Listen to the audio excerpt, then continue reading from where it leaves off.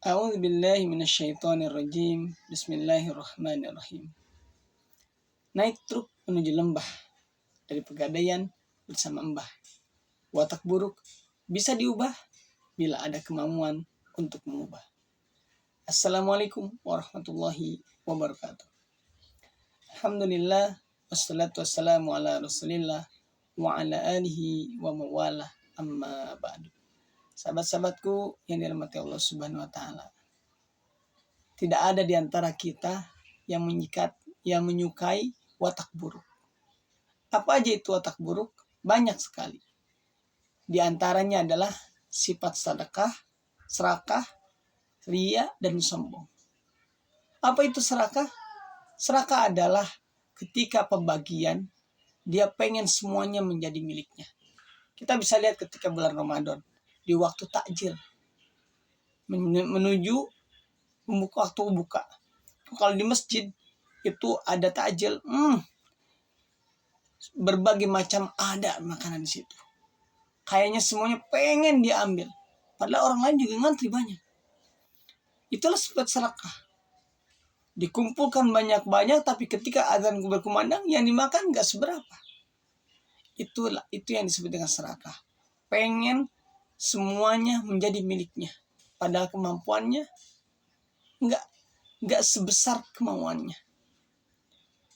Itu yang pertama. Yang kedua, sifat ria.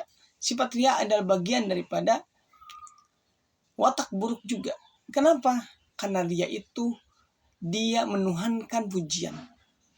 Orang sholat, pergi ke masjid, puasa, bersedekah, yang dia tuju bukan Allah.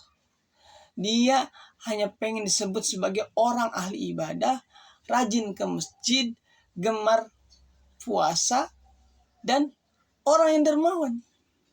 Makanya dia selalu melihat, ada yang lihat gak? Ada yang lihat gak? Dia khusyuk sholatnya, ngasihnya besar ketika ada orang lain yang memperhatikan. Karena yang dia tuju sekali lagi bukan Allah, tetapi manusia. Itu yang kedua. Yang ketiga adalah sombong atau song. Sombong ini adalah watak buruk yang harus benar-benar dihindari. Kenapa? Karena itu adalah sifat setan.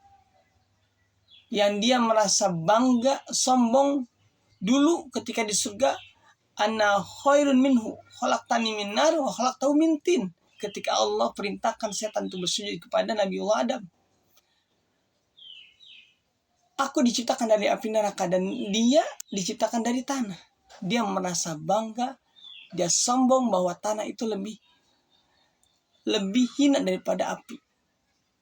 Dan itu juga yang membuat Fir'aun laknatullah alaih mengaku dirinya ana rabbukumul a'la. Aku adalah Tuhanmu yang paling tinggi kepada kaum Bani Israel. Dan disitulah kenapa kesombongan membuat Fir'aun tidak bisa menerima siapapun kecuali dirinya yang menjadi Tuhan. Tapi apa di akhir? Di akhir ketika Sakaratul Maut, dia melihat apa balasan daripada yang dia lakukan, baru dia amantu billahi Musa wa Harun. Aku beriman kepada Tuhannya Musa dan Harun. Tapi nyawanya sudah di sini, teman-teman.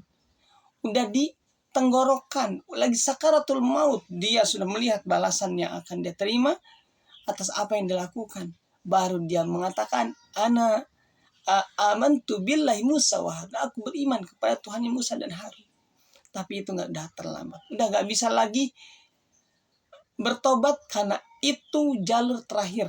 Tertutup yang namanya penyesalan, pertobatan ketika nyawa sudah berada di tenggorokan.